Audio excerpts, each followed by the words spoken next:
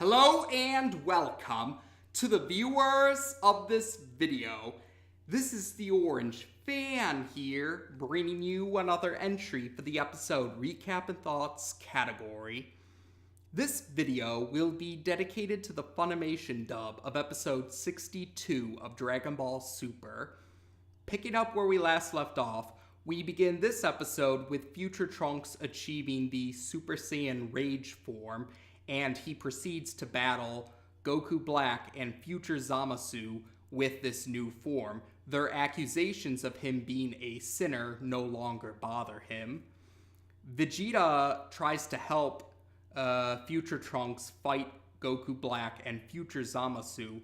Unfortunately, though, Goku Black and Future Zamasu's teamwork continues to prove to be as effective as ever, and they manage to overpower the Saiyan Prince.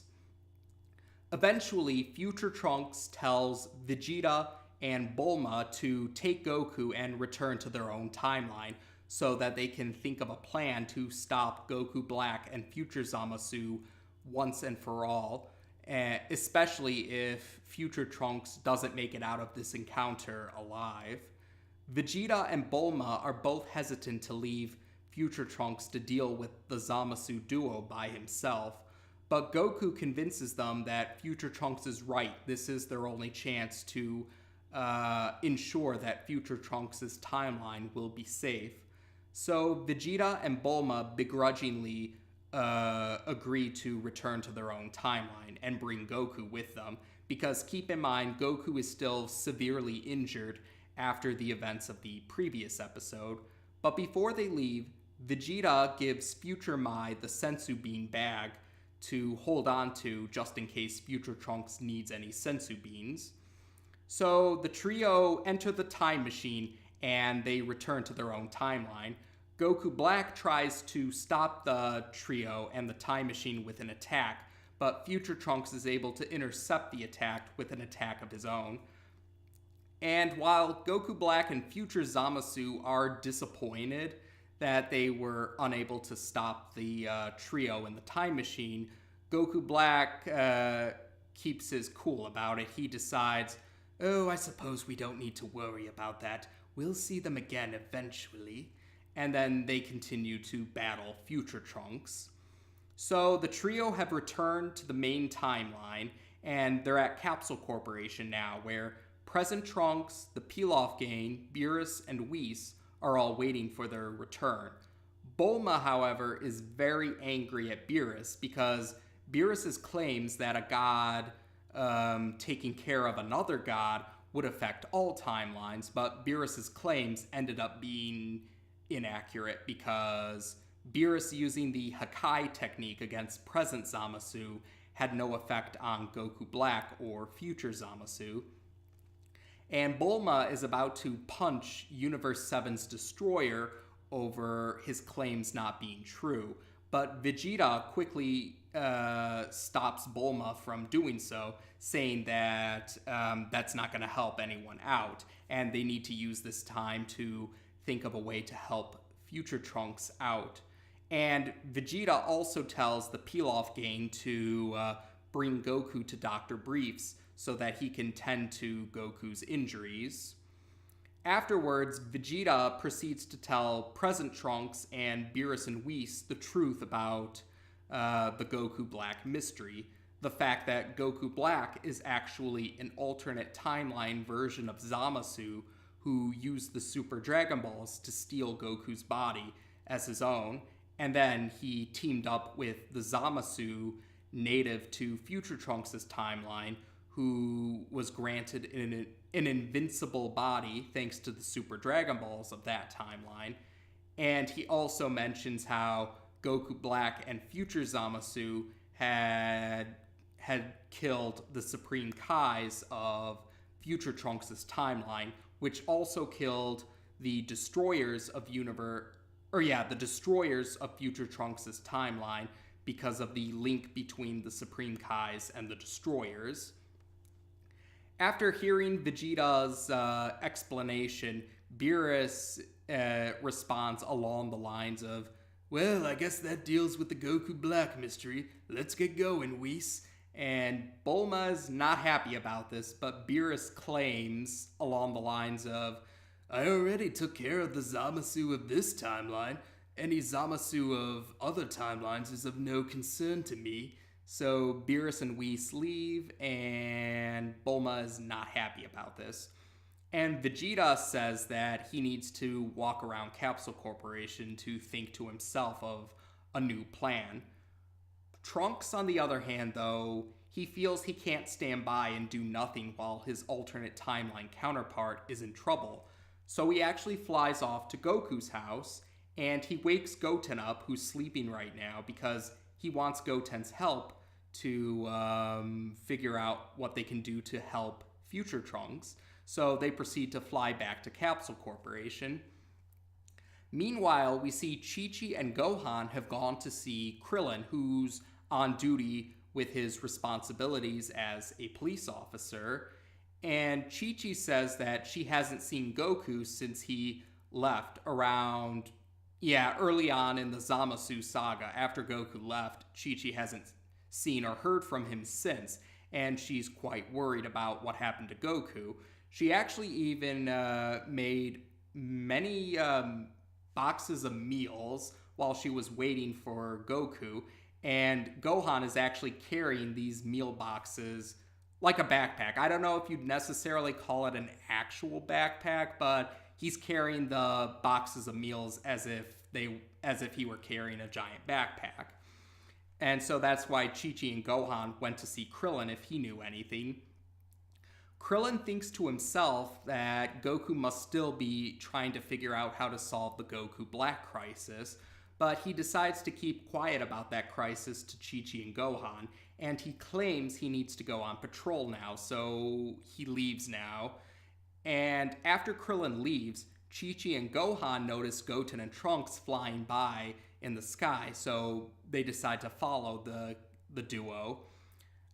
Back at Capsule Corporation, Vegeta is still thinking to himself as he's walking around Capsule Corporation, but he soon stops when he sees from a distance that Goten and Trunks have gone to Bulma to say they want to join them for the next trip to future Trunks' timeline. But Bulma says it's far too dangerous for the boys. The boys are exceptionally powerful, but the Zamasu duo are even more powerful in comparison, powerful enough to give Goku a run for his money, and Vegeta is notably jealous that Bulma keeps bringing up Goku, but not Vegeta.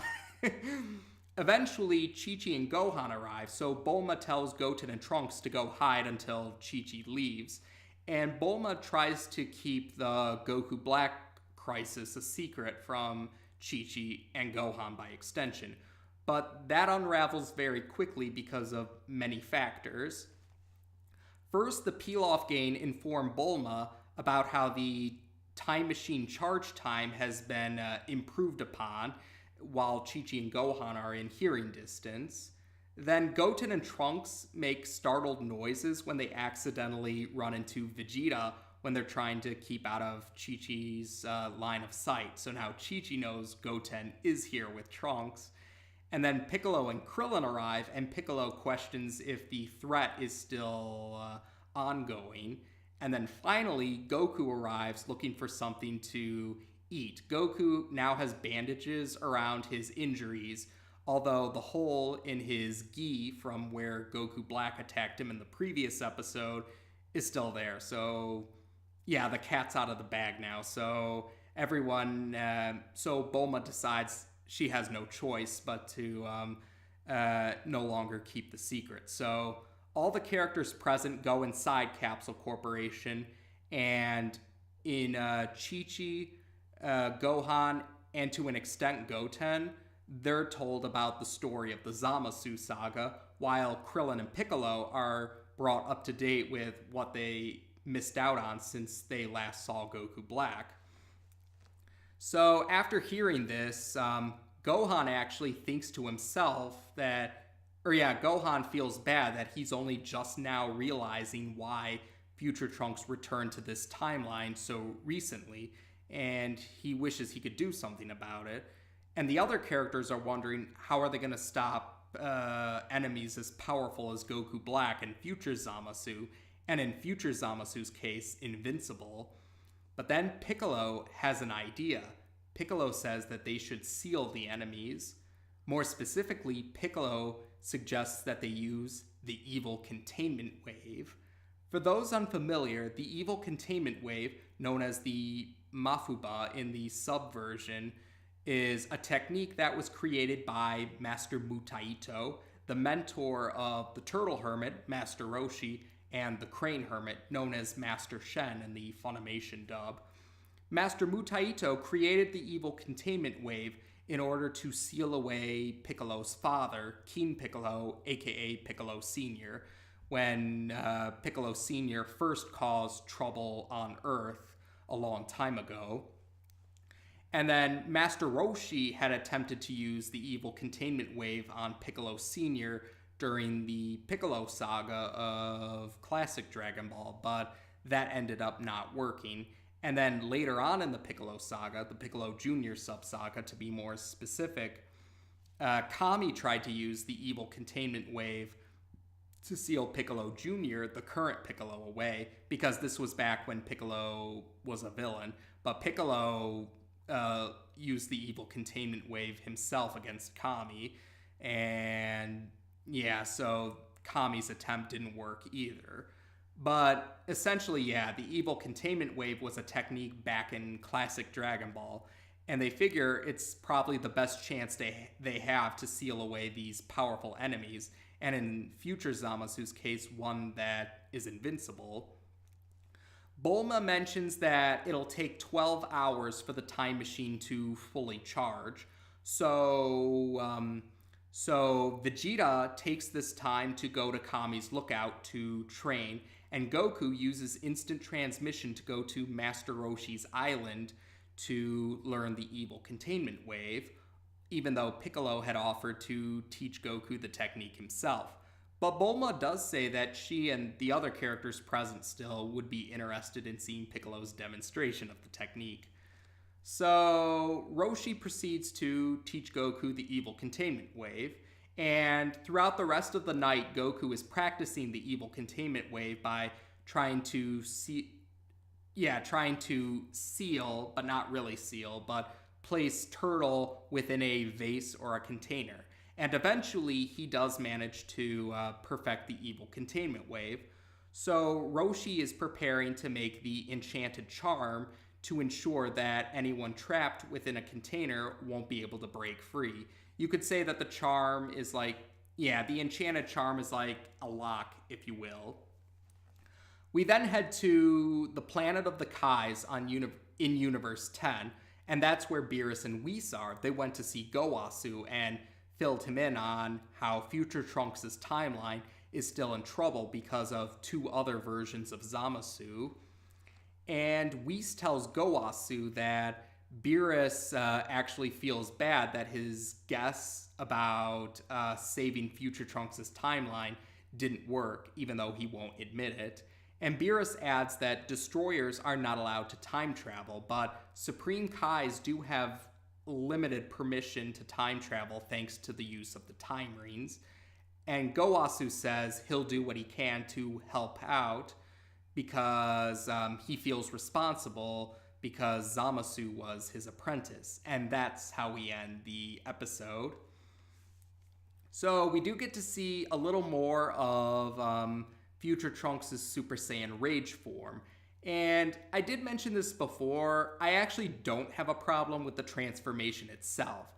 I do agree it would have been nice if they actually explained the transformation, because we really didn't get an explanation on what the transformation was, but I don't have anything against the transformation itself. And I do like how it gives Future Trunks, it somewhat evens the, well, it doesn't fully even the playing field, but it still helps to even it more compared to before. So Future Trunks can put up more of a fight against the Zamasu duo, essentially. I do like that.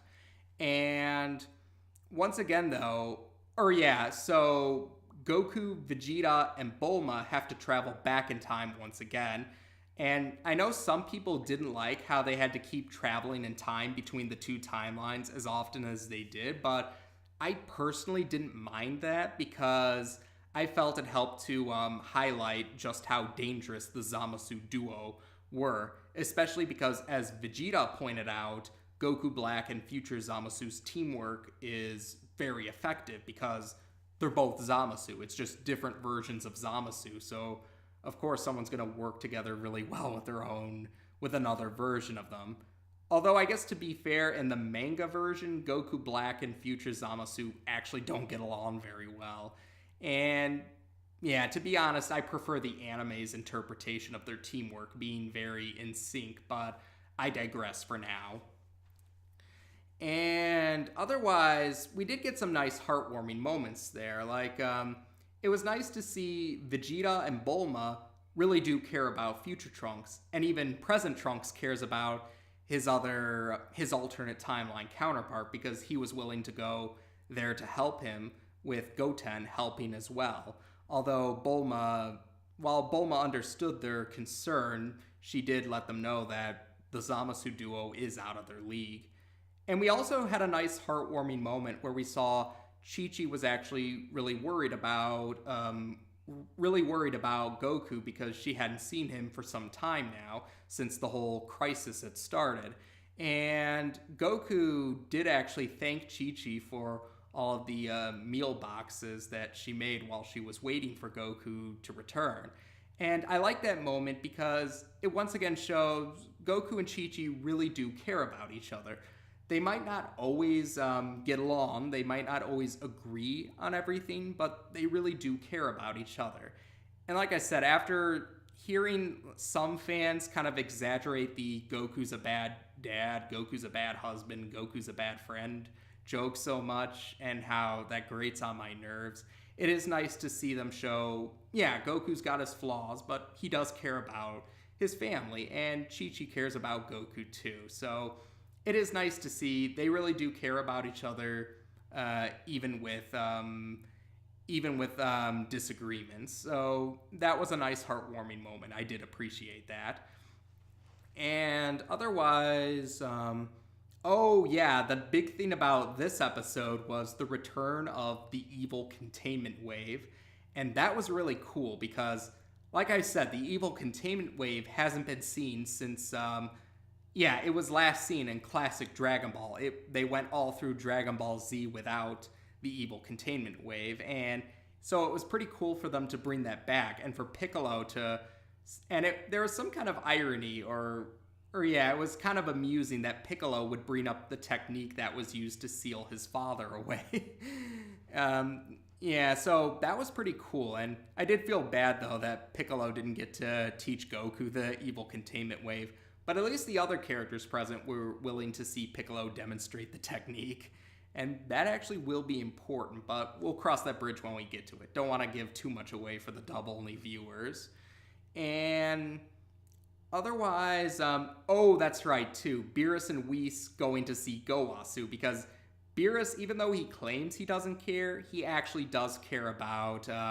he's grown to care about the Z-Fighters, even if he won't admit it.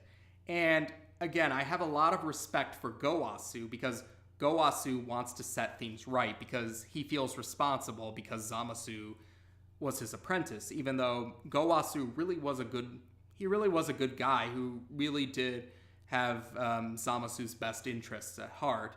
It's just unfortunately Zamasu was unwilling to, or Zamasu had a very extreme mindset, so... But yeah, I do have a lot of respect for Gowasu wanting to do something to help out, and it is nice to see Beerus actually caring about the Z-Fighter shows how far he's come since the start of Dragon Ball Super. So, otherwise, I think that's it for now, but like I said, I did appreciate the heartwarming moments and the callback to the evil containment wave and how it's going to be prevalent once again. So it'll be interesting to see how Funimation dubs the remaining episodes of the Zamasu saga. But for now, there we go. As of this video, we've now discussed episode 62 of Dragon Ball Super as dubbed by Funimation on this channel. Take care, and until next time.